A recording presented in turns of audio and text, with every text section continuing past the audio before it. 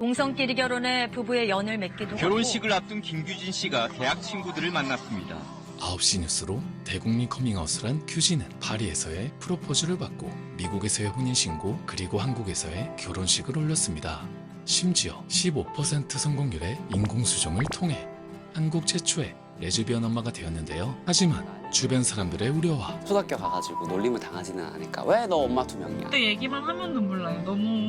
너무나도 현실적인 육아는 만만치 않았는데요. 그리고 눈앞에 맞닥뜨린 법적인 부분까지. 진짜 맞아주고 싶어. 아기와의 관계는 어떻게 되는 거예요? 남남이지 사실.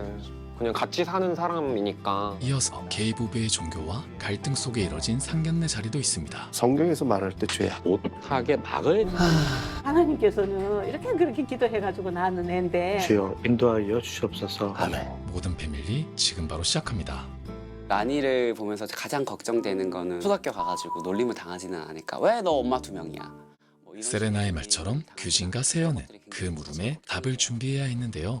원래 뭐 아빠, 엄마가 있는 가정, 뭐 할머니랑 사는 가정, 아빠가 둘이 있는 가정처럼 되게 다양한 가족들이 세상에는 있는데 그중에서 엄마가 둘이 있는 가정이고 너무 라니를 가지고 싶어가지고 서로 사랑해서 너를 낳기로 결정을 했다. 이렇게 말을 해주려고요. 미국에서 그냥 얘기하던데요. 그렇게 얘기해요. 엄마 2명이에요. 막 이렇게. 제 친구의 아빠가 되게 폭력적이셨던 거를 목격한 적이 있었어요. 오히려 아빠가 없었으면 좋았을 거라는 생각 가끔씩 솔직히 드는 사람들도 그쵸. 있기도 하고. 그날 밤 임신한 몸이 심상치 않음을 감지한 규진. 5분 간격으로 좀 생리통처럼 배가 아픈데 근데 이러다가 진짜 막 오늘 나오면 어이없을 듯. 결국 그날 새벽에 와이프가 일하는 병원으로 급히 향합니다. 통증이 조금씩 있는데 시간이 갈수록 더욱 극심해지는 진통.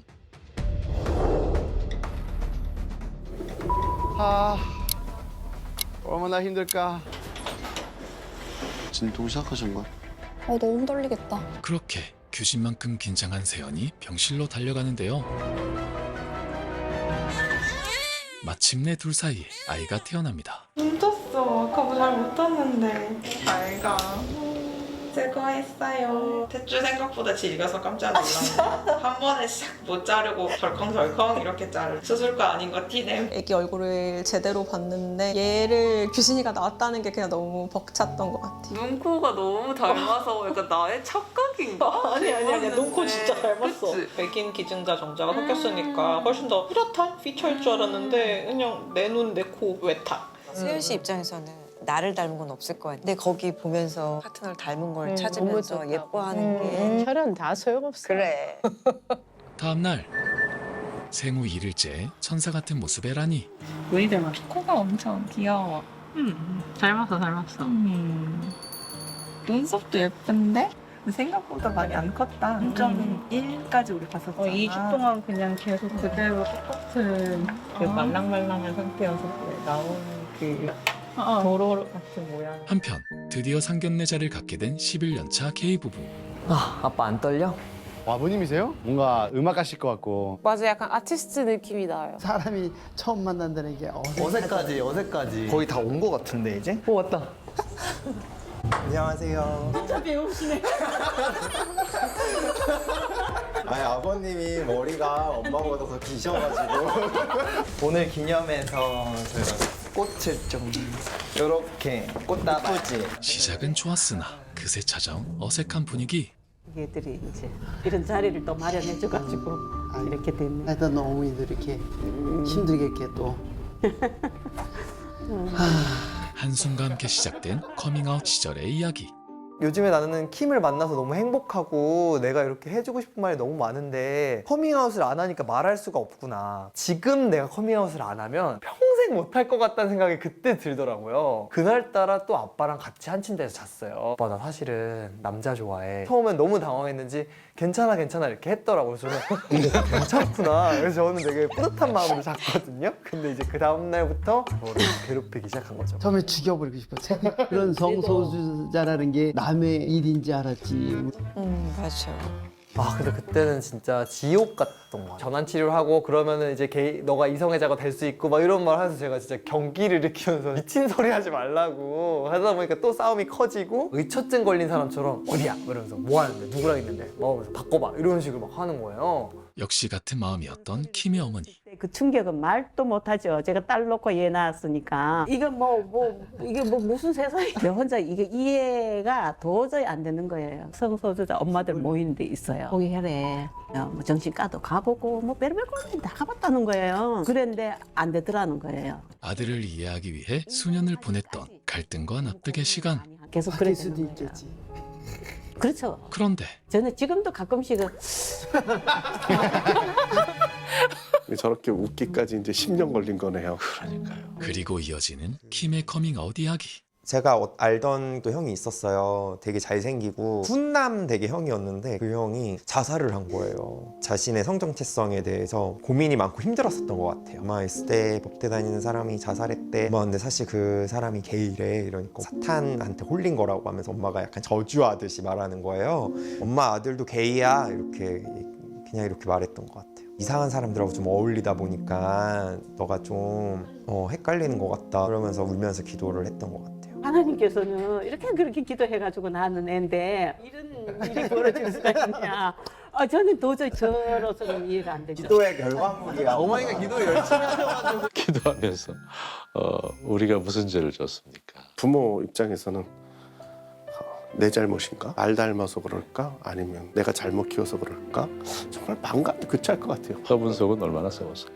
요즘 뭐 며느리 그래 봐요. 시어머니하고 며느리 사이나 별로 안 좋잖아요. 딸들보다 훨씬 낫다고. 어떤 그 사람이 살아가면서 그래도 사람 사이에 같이 살아야 되잖아. 우리 아들을 인정해 준 게 꼭 남녀 간의 사랑만 또 사랑인가. 의지하고 살아가는 그 과정이 서로 하여간 도와주는 게 부부 관계잖아요. 하여간 뭐 서로 아껴주고 감정 속에서 세상을 살아간다면 뭐 혼자보다는 낫지 않겠다. 제가 사드린 백 가지고 오셨네요. 미리 백으로 점수를 따놓은 팩. 뉴욕을 갔대나 어딜 갔대나 그러면서 사람 온 거예요. 생각지도 않았는데 친구들 결혼식 하고 팩은 여자의 마음을 너무나 잘 아는 듯합니다. 좋겠다. 누가 사줬다 그래요 그러면? 며느리라고 하거나 사위라고 하잖아. 며느리도 아니고 사위도 아닌. 근데 뭐 사위라고 해도 되지 않을까? 나는 사위. 기현이를 뭐라고 해야 돼? 며느라기. 나는 그냥 내 이름 불러주면 너무 좋을 것 같아. 아들처럼 대해주는 게 난 더 좋을 것 같은데? 전 사위란 말 좋은 것 같아요. 그 배우자한테 엄마가 사위라고 하면은 뭔가 좀 코리안 트레디셔널한 가족이 된 것 같고 뭐 한 가족인 것 같은 느낌이어가지고 좋은 것 같을 것 같은데요. 사위? 아버님이 저 처음 만났을 때 나는 아들이 많은데 아들이 하나 더 생겼네 이렇게. 엄마도 최근에 종렬이 만났을 때 양아들처럼 생각하게 된다. 저는 그렇게 해요. 며느리 그게 아니라 그냥 아들 둘 생각해버리는 거예요. 그러다 보니까 저도 그냥 거리감이 없어지는 것 같아요. 이게 참 부모로서 자꾸 네. 납득을 해보려고 노력을 하시는 거죠. 저분들은 그 수년을 가슴앓이 하다가 얼마나 많은 갈등을 하겠어요. 저는 어쩔 수 없는 엄마 아버지의 마음이 참 느껴져서 참 눈물이 나네요. 그렇죠. 네. 소수자 부모의 마음을 처음으로 깊이 공감하게 된 목사들. 여태 접하지 못했던 그들의 깊은 속마음을 느껴서인지 결코 다르지 않은 부모의 마음으로 눈물을 보입니다. 망원댁 부부의 결혼식은 어땠을까요? 그때 저희가 퍼레이드 행진을 했어요. 웨딩 마치를. 그러면 결혼식을 한 거야? 그런 걸 한 거죠. 저희랑 이제 다른 레즈비언 커플한테만 하나씩 딱 만들어줘. 레즈비언 커플인데 정자기증 받아서 임신한 임신했어요. 상태여서. 그때 그건 봤다.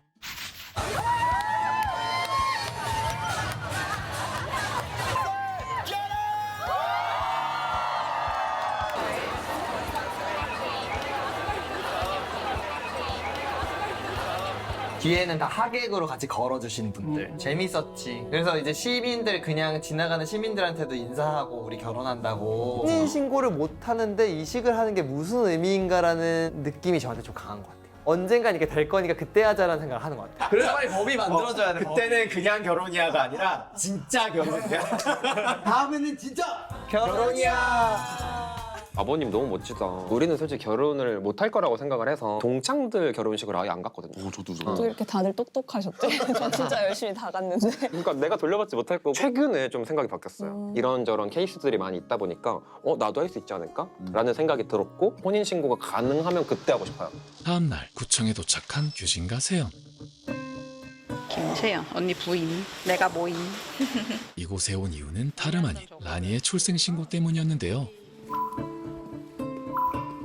처음부터 설명을 드리자면은 혼인신고를 반려를 당했어요. 그런데 저희가 부로 와이프가 들어가 있는 상황이에요. 진짜 여자분이시고 출생 신고서 지금 딱 받아가지고 여쭤보려고 전화드렸어요. 한국에서 동성부부 출산은 전무했기에 잔뜩 긴장한 모습으로 결과를 기다리는 두 사람. 잠시 후 기다리던 결과가 나왔습니다. 저희가 불수리를 할 수밖에 없어가지고 어머니 정보만 저도 출생 신고는 되세요. 네네. 아시죠? 네네. 다시 쓸까요? 아니면 찍찍 긋고 서명을 할까요? 아니면 세대주 김세연이잖아요. 네네. 김세연의 동거인이거든요. 그래서 아. 김세연 쓰시고 의 동거인. 네, 알겠습니다. 결국 불수리로 처리된 라니의 출생 신고 결과. 저 라니가 학교 가기 전까지는 해결됐으면 좋겠다. 그래도 하나하나 천천히 지금 바꿔나가고 있는 거죠, 저분들이? 김세연이 신분증 좀 주세요. 저요? 여기 이제 세대 원으로 올려야 돼가지고. 언니의 신분증이 한 번 쓰이긴 하네. 그렇게 기다리던 세 가족의 등본이 나왔지만 명확하게 보이는 동거인이라는 단어. 법적으로 세우는 남남인 관계입니다. 동거인이면 아기와의 관계는 어떻게 되는 거예요? 남남이지 사실. 그냥 같이 사는 사람이니까. 아무튼 나는 나의 딸과 동거인으로 너는 언니가 있어가지고 혼인신고할 때보다는 훨씬 덜 긴장했던 것 같아. 너무 분해. 맞아. 눈물이 나는 거야 지금? 아 근데 진짜 그때 얘기만 하면 눈물 나요. 너무 기억에 남는? 사실 이번 거절 경험이 처음이 아니었는데요. 좀 슬픈 게 결혼한 레즈비언들이 구청에 가서 혼인신고를 하고 불수리 통지서를 받아와서 막 집에 액자로 걸어요. 불수리 통지서지만 내가 용기를 내서 신호를 했다라는 걸 기대하는 거죠. 우리 구한말에 막 무슨 양반 뭐 병민제도 있듯이 그런 거하고 똑같은 것 같아. 나중에 그런 얘기를 하겠죠. 그때는 그랬었다며 이러면서. 근데 지금 성소수자들이 그렇잖아. 어떻게 그 시대를 살아냈지? 나중에 진짜 그런 생각을 하는 날이 오겠죠. 주말이면 교회를 나가는 게이 부부. 그들은 크리스천들과 어떤 얘기를 나눌까요? 이렇게 먹으면 되니까. 이렇게. 지금 다니는 교회는 제가 동성애자인 게 막 그렇게 뭔가 막 엄청 특별한 그런 게 아니고 그냥 되게 자연스러운 그냥 내가 갖고 있는 특성 중 하나? 그러면은 나는 먼저 이렇게 하도록 할 텐데 두 분 먼저. 얼마 전에 인스타그램 그 DM이 왔어요. 근데 어떤 구독자분이 자기가 커밍아웃을 했는데 가족들이 너무 받아들이질 않고 치료받아야 된다 막 이런 약간 포지션이신가 봐요, 부모님이. 그래서 그것 때문에 너무 힘든 상황인데 어떻게 이 상황을 좀 하면 좋을지. 전환치료라는 얘기 항상 나오잖아요. 전환치료제의 가장 낮은 단계는 교회에서 반복적으로 사실은 성소수자에 대해서 비방하거나 왜곡된 정보를 이제 주는 거죠. 폭력적으로 하는 경우도 있죠. 이제 진짜 어디에 막 가둬놓고 그거에 대해서 되게 대화를 나누다가 갑자기 눈물을 보이는 패. 그에겐 무슨 일이 있었던 걸까요? 저는 사실 기독교 안에서 이거에 대해서 죄다, 미워한다 막 이런 말 하는 사람들도 저는 사실 그렇게 밉지가 않은 게 내가 저 사람들로 태어나서 저 삶을 살았으면 나도 저러고 있었을 수 있어라는 생각을 저는 하거든요. 레즈비언 부부들은 아이를 어떻게 키울까요? 아니야? 아니야? 평소에 똑똑한 이미지와는 다르게 어딘가 어설픈 모습의 규진. 그리고 엄마랑 같이 자. 안 되는데. 세연도 규진을 도와 육아에 동참하는데 안 돼, 안 좋아. 얼음팩이 안 돼. 육아는 물론 엄마가 처음인 두 사람. 저는 둘 다 너무 아마추어 같은. 저희 둘 다 우당탕탕 해나가고 있습니다. 영원히 쉬지 못하는 기분이 들어요. 아주 정확하다. 영원히 쉬지 못하는 게. 리스펙. 온갖 애기들이 와서 지금. 두 사람은 오늘 밤 라니를 재우고 편히 잘 수 있을까요? 예뻐. 완전 귀엽다. 아니, 굉장히 많이 컸어. 이제서야 차분해진 라니를 보며 불을 꺼보는데 라니는 아직 잘 생각이 없어 보입니다. 육아는 현실이다. 탄생의 기쁨은 잠깐. 라니가 기분이 살짝 미묘한. 엄마가 재롱 부려줄까? 비트박스 해주세요. 비트박스 해줄까?